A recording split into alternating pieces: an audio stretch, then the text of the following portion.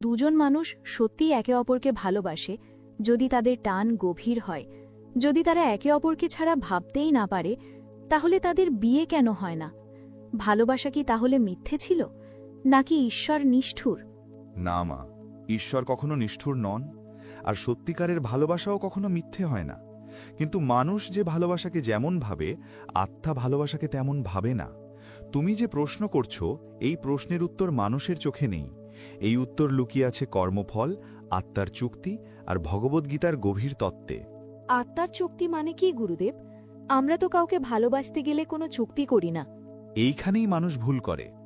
মন যখন ভালোবাসে, সে বর্তমান জীবনটুকুই দেখে, কিন্তু আত্মা যখন কাউকে নিজের দিকে টানে, তখন সে বহু জন্মের পথ দেখে। ভগবদ্গীতায় শ্রীকৃষ্ণ বলেছেন, ন হান্যাতে হান্যা মানে শরীরে, অর্থাৎ শরীর নষ্ট হয় কিন্তু আত্মা নষ্ট হয় না। তুমি যাকে ভালোবাসছ, সেই সম্পর্ক শুধু এই জন্মের নয়, হয়তো বহু জন্মের।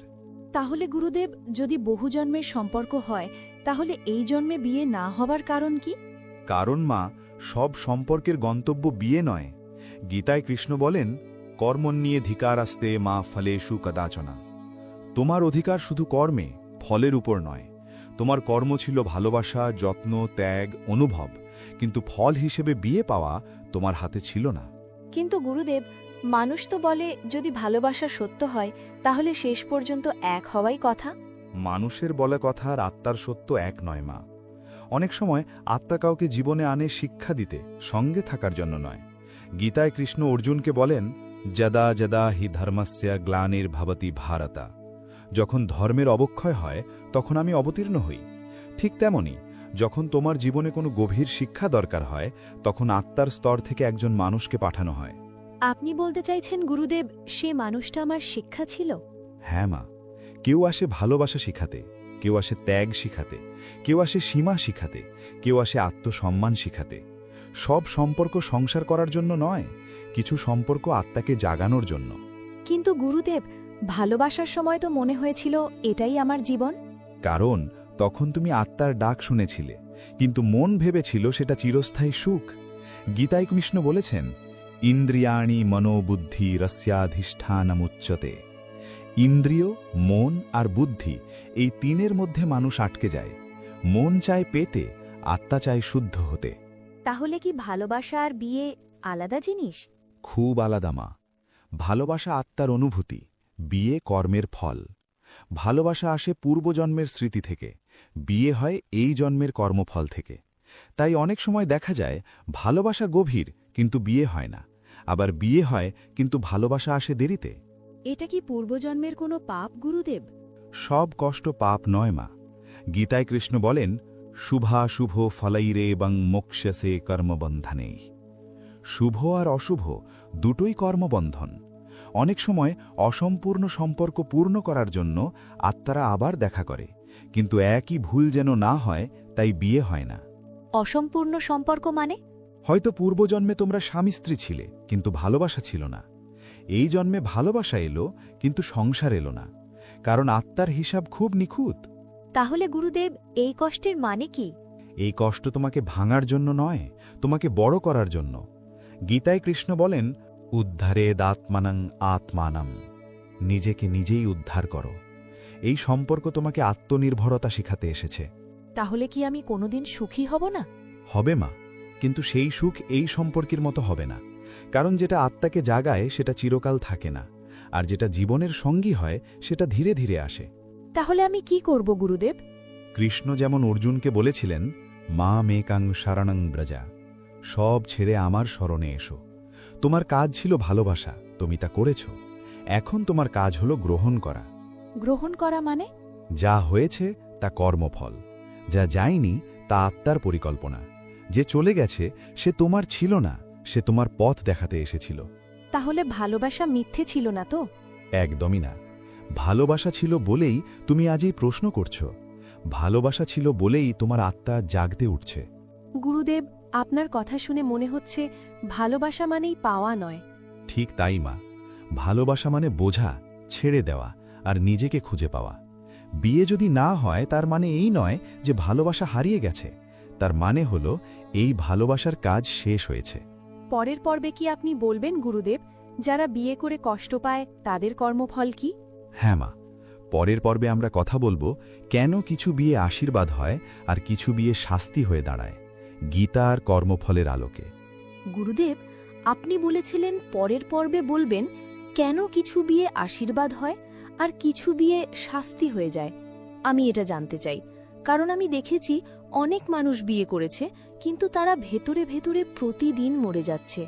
এই প্রশ্নটা খুব গভীর মা। মানুষ ভাবে বিয়ে মানেই সুখ, কিন্তু গীতা বলে সব বন্ধনই মুক্তি নয়। কিছু বন্ধন মানুষকে ঈশ্বরের দিকে নিয়ে যায়, আর কিছু বন্ধন মানুষকে নিজের কাছ থেকে দূরে সরিয়ে দেয়। তাহলে গুরুদেব, বিয়ে কখন আশীর্বাদ হয়? যখন দুই আত্মার কর্মফল একে অপরকে সহায়তা করে। গীতায় শ্রীকৃষ্ণ বলেন, সাহা যজ্ঞাহ প্রজাহ সৃষ্ট্বা, অর্থাৎ মানুষ একা চলার জন্য সৃষ্টি হয়নি, পারস্পরিক সহযোগিতার জন্য সৃষ্টি হয়েছে। যে বিয়েতে স্বামী স্ত্রী একে অপরকে মানুষ হিসেবে বড় হতে সাহায্য করে, সেই বিয়ে আশীর্বাদ। আর কখন শাস্তি হয় গুরুদেব? যখন দুই আত্মা পরস্পরের অসম্পূর্ণ কর্মফল ভোগ করতে একসঙ্গে আসে। অনেক সময় পূর্বজন্মে কাউকে কষ্ট দিলে এই জন্মে তাকেই সঙ্গী হিসেবে পেতে হয়। গীতায় কৃষ্ণ বলেন, অবশ্যম ভাবিতাব্যাম, যা হবার তা হয়েই থাকে। মানে গুরুদেব, কেউ ইচ্ছে করে কষ্ট পায় না? না মা, কেউ শখ করে দুঃখ পায় না। বিয়ের দুঃখ আসে কর্মের হিসেব থেকে। যে বিয়েতে অহংকার, নিয়ন্ত্রণ, অবহেলা থাকে, সেগুলো বর্তমান জন্মের নয়, বহু জন্মের জমা ঋণ। তাহলে যারা বিয়ে করে ভালোবাসা পায় না, তারা ভালোবাসা শেখার জন্যই বিয়ে করেছে।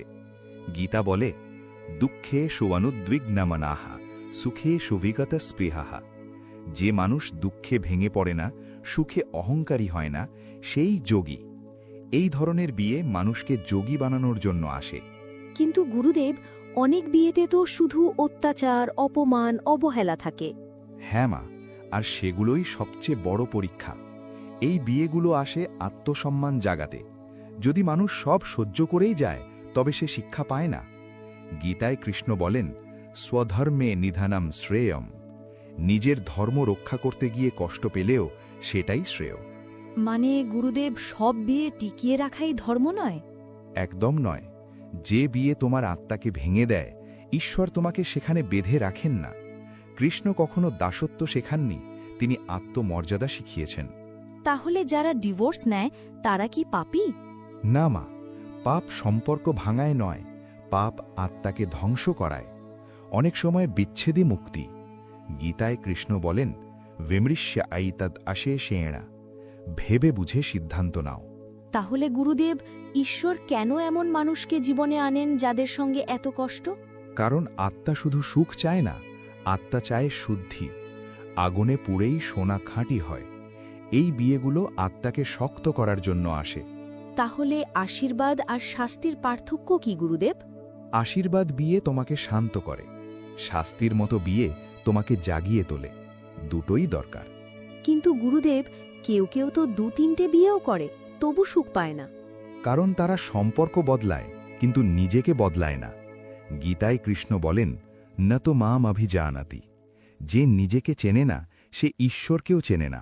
তাহলে মুক্তির পথ কোথায় গুরুদেব? মুক্তির পথ গ্রহণে। যে মানুষ বলে, এই সম্পর্ক আমাকে কি শিখাতে এসেছে, সে মুক্তির পথে হাঁটে। যে মানুষ শুধু অভিযোগ করে, সে আবার সেই কর্মে জড়িয়ে পড়ে। গুরুদেব, আপনার কথা শুনে বুঝছি বিয়ে শেষ কথা নয়। হ্যাঁ মা, বিয়ে জীবনের একটি অধ্যায়, পুরো বই নয়। যে মানুষ বিয়েকে ঈশ্বর ভাবে, সে কষ্ট পায়। যে মানুষ ঈশ্বরকে ঈশ্বর ভাবে, সে বিয়েতেও শান্ত থাকে। তাহলে এই পর্বের সার কথা কি গুরুদেব? সার কথা এই, সব ভালোবাসা বিয়ে হয় না, সব বিয়ে ভালোবাসা হয় না, কিন্তু সব সম্পর্কই আত্মার উন্নতির জন্য আসে।